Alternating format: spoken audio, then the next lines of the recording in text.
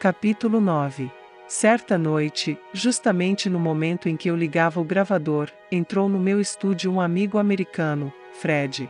Ao avistar a fita rotante, baixou a cabeça em sinal de aprovação, meio divertido e meio cético, e disse sorrindo: "Eu sou Tomé." Logo em seguida, uma voz masculina acrescentou em sueco: "Tu estás blasonando." Como se vê, as vozes se manifestaram logo na primeira noite. Antes de todas as outras, reconheci aquela voz feminina incansável, com sotaque alemão, que há 2 anos, pelas frequências sonoras mais diferentes, esforçava-se para falar comigo. Agora, que sua voz soava na fita, pude reconhecer claramente aquela suave e expressiva entonação, que revelava um sentimento cálido e intenso. Nos dias subsequentes começou a ocorrer um novo fenômeno. Muitas vezes, durante a gravação, a fita magnética captava, repentinamente, transmissões de emissoras de rádio. Eu mantinha o microfone sempre no mesmo lugar no estúdio, e o nosso rádio, que ficava na sala de estar, era desligado durante a gravação. A maioria das irradiações assim gravadas era de emissoras suecas, mas de vez em quando, surgiam partes de programas de emissoras estrangeiras, não raro com considerável volume de som. O que me parecia estranho era que, antes que a irradiação de uma emissora fosse captada pelo gravador, percebia-se quase sempre um tom de intercalação e um som ruidoso, que dava a impressão de que alguém estava constantemente a mexer no volume de som. Uma noite, estava novamente sentado diante do gravador e já ligara o aparelho, desejando no íntimo que, em vez das inexpressivas irradiações radiofônicas, meus amigos desconhecidos fizessem audíveis suas próprias vozes. Mal projetei esse pensamento, um tenor começou a cantar muito alto e rapidamente em alemão e inglês: "Hör our voice." Ouça a nossa voz. Depois de compreender finalmente que o motivo de todos os equívocos até então surgidos partia de mim mesmo, senti voltar o equilíbrio espiritual e a alegria para o trabalho. Decidi convidar, com um afeto muito cordial, os meus amigos invisíveis para a festa de Natal, e com essa intenção, coloquei uma nova fita no gravador. Deixei rodar o aparelho acoplado ao microfone para que se iniciasse a gravação, mesmo durante nossas conversas na roda familiar. Já o resultado da primeira gravação era extraordinariamente interessante. Logo no princípio, ouviam-se claramente várias vozes, que falavam simultaneamente em sueco e alemão.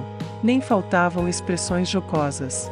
Uma voz de mulher se destacava particularmente clara, ela falava em sueco, com pronunciado acento francês.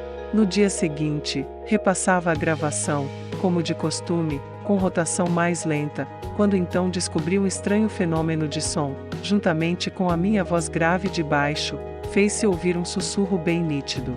Com a maior surpresa, reconheci aquela incansável voz de mulher, que agora me chamava frequentemente pelo nome e proferia com intensidade a palavra "Hilf", ajude. Essa voz também falava simultaneamente alemão e sueco, interpolando, porém, algumas palavras em italiano. Estranhamente, era o meu prenome que a voz se esforçava em pronunciar nas mais variadas entonações. Por exemplo, dirigia-se a mim chamando Farber Pelle, tio Pelle, como meus enteados costumavam me chamar. Com mais frequência diziam Friedrich, Friedel, Fred, Friedrich, Frederico, finalmente, Friedebus. Essas variações certamente tinham o propósito de dissipar as minhas dúvidas de que fossem dirigidas diretamente a mim. No dia de Natal ocorreu um fato muito estranho, puramente psicológico, que iria provocar um enorme efeito positivo. Durante longo tempo, deixará rodar o aparelho, pronto para a gravação. Foi durante a tarde, e eu me encontrava sozinho no estúdio. Estava colocando os fones quando, repentinamente, ouvi um sopro forte, que eu percebia simultaneamente pelos fones auriculares e diretamente do quarto. O ruído era tão alto que, no início, me assustou violentamente. Depois se apoderou de mim a alegre certeza de que o sopro, indubitavelmente, fora captado pelo microfone. Este som, que se assemelhava à respiração ofegante de um ser humano, repetiu-se 2 vezes. Soava exatamente como se alguém estivesse fazendo exercícios respiratórios, destacando-se a expiração. Percebia-se o total esvaziamento dos pulmões, podendo-se ouvir claramente o som sibilante dos brônquios. Após a segunda expiração, disse uma voz de homem em alemão: "So kalt." Tão frio. Esse fenômeno sonoro foi o primeiro que ouvi, ao mesmo tempo, do exterior o estúdio e do interior através do fone auricular, e que pude gravar na fita. Incontestavelmente, fui bem-sucedido. Ao rodar a fita, ouve-se minha entrada no estúdio, meus passos até a mesa e a colocação dos fones. Percebem-se todos esses ruídos perfeitamente, assim como o curioso exercício respiratório e a exclamação "so kalt."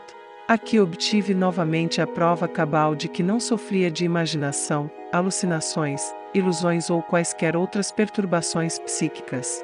No íntimo, agradeci àquele amigo desconhecido que me livrou do último vestígio de dúvida e, na mesma noite, resolvi consultar um célebre cientista sueco. Mas antes de entrar nesse assunto, peço ao leitor um pouco mais de paciência, pois a mesma gravação ocultava ainda duas gratas surpresas que somente percebi quase 2 semanas depois.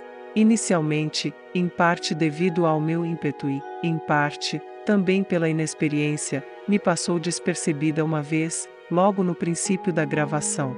Nos primeiros dias de janeiro, recebi a triste notícia de que meu amigo de infância, Boris Sacharov, morrera num desastre de automóvel, em outubro de 1959. Gravemente ferida, sua mulher, ainda em janeiro, se encontrava entre a vida e a morte e, na época, permanecia inconsciente no hospital de Bayrinter. Receberá a comunicação da editora alemã que lançara o livro O Grande Segredo, de Boris Sacharov. Este livro, que me fora enviado naquela época, contém muitas fotos de Boris em várias posturas de yoga. As fotografias fizeram ressurgir as lembranças da infância e da adolescência, tomando mais dolorosa a perda do amigo. Na última página do livro, há 2 fotos de Boris praticando exercícios de respiração profunda. Ele está em pé, sorrindo, com o abdômen contraído e os pulmões totalmente esvaziados. Ao observar mais de perto essas fotos, lembrei-me repentinamente daquele som sibilante de expiração e resolvi escutar novamente a respectiva fita. Dessa vez pus-me a ouvir com uma atenção toda especial e logo captei uma suave voz de homem que, com algum esforço, mas perceptivelmente, dizia em alemão: "Em para den Boris." No aparelho, o teu Boris. O nome Boris, ele o pronunciou em tom jocoso, prolongando o rua portanto, foi o meu leal amigo de infância Boris Sacharov que conseguiu dissipar definitivamente as minhas dúvidas. Voltemos agora àquele 25 de janeiro de 1960, quando, encorajado pelas nítidas gravações das fitas magnéticas, resolvera consultar, por telefone, um célebre cientista sueco.